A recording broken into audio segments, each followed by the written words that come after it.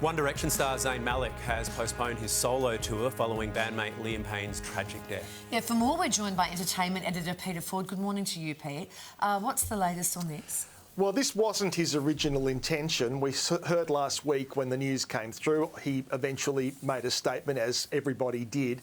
But now, subsequent to that, he's decided he will cancel his upcoming American tour and probably UK dates as well. And they will be rescheduled for next week. And he's making no secret about it. He just doesn't feel he can go on stage and perform at this point in time. So that's pretty understandable. Now, meanwhile, the theories are still coming out as to what happened in the lead up to the tragic outcome that we know of. And the latest is that hotel staff had actually supplied Liam with those drugs. Now, whether they supplied them or whether he asked them to go and get them, that obviously remains very unclear. But the police themselves will actually now go and investigate those people and what they did. Because what we do know is the day before, he was clean and sober because he had to actually go and supply that information because he was having trouble with his visa to get back into the United States. That's why he was delayed in Buenos Aires. So he got the paperwork to say, yeah, this guy is clean and sober, no drugs in his system. Then 24 hours later, we know the outcome. So as you see there, that's his dad, Geoff. Now, his dad, Geoff, went around at the weekend and visited the scene, actually went and wanted to look the fans in the eyes, basically to say thank you. And thank you, I guess, also to help him come to terms with what was going on. He also went and visited inside the hotel room. He wasn't allowed to go to the actual hotel room where Liam was and where Liam fell from. He could only go the floor below because that's now still being considered a crime scene, so he wasn't allowed in. So for him, I hope it was a healing moment and a chance for him. Obviously, he had to begin that process of repatriating his son's body back to the UK. So this story just continues to unfold. Now, the vigils are a very interesting thing. These took place over the weekend in various parts of the world. The vision we've got here is the vigil in Paris. Now, these are just a group of fans, so they put the word out, I guess, by way of social media to say, let's get together, let's all mourn and celebrate him. As you can see there, a very sizable crowd in Paris. Also took place in London, Oslo, other parts of the world as well, as they wanted to commemorate the idol they had in Liam Payne. So, story continuing to unfold.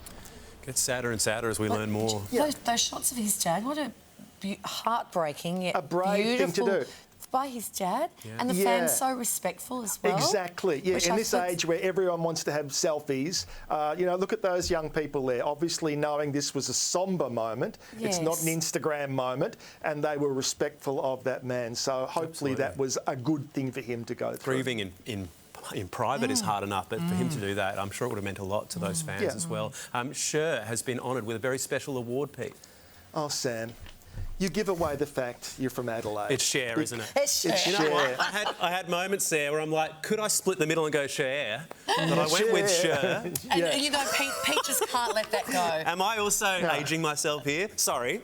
No, it's an Adelaide thing. Oh, wow. And I love Adelaide. I just go. I love Adelaide, but it's an Adelaide thing. But let's just regress this. So, yes, you're right, Sam. Cher has been inducted into the Rock and Roll Hall of Fame, and this was held over the weekend. Very eclectic group of people got in, actually, and Cher looking absolutely fabulous, as you would expect. Zendaya, actually, who kind of is very reminiscent in her style of dress and her outlook to Cher. She was there to induct her. Yeah, so that was fantastic. Also, she did Turn Back Time as well later in the show. Zendaya, as I mentioned, was the person there to induct her, and she's got a very similar style. It's almost one of those Bob Mackie dresses, isn't it? But the one I wanted to mention was Ozzy Osbourne. Now, he was also inducted into it, actually for the second time, because he was inducted to it 20 years ago as a member of Black Sabbath. Now, look how well they staged it. It's no secret that he has health issues, Parkinson's, so walking and standing is difficult for him. So they brought him out in that big throne, very regal. He is the Prince of Darkness, after all. So staged beautifully to make, you know, in a very classy way. So it didn't show up any kind of challenges he might be having at the moment. We're just going to move on to the next minute. Sam has something he wants to say to you. I just want to say thank you for sharing that information with us, Pete. Oh, thank you. Yeah. I think I'd have a Dua Lipa go. No? Yeah. Oh, I know Dua Lipa. Come on, guys. Sylvester Stallone has left the internet feeling equal parts inspired and uncomfortable. Yes, well, you know, hopefully more inspired and laughing. We're laughing at him, not with him, or is it the reverse? I'm not sure. But a bit of dad dancing from Sylvester Stallone in a dressing room, of all places. Have a look.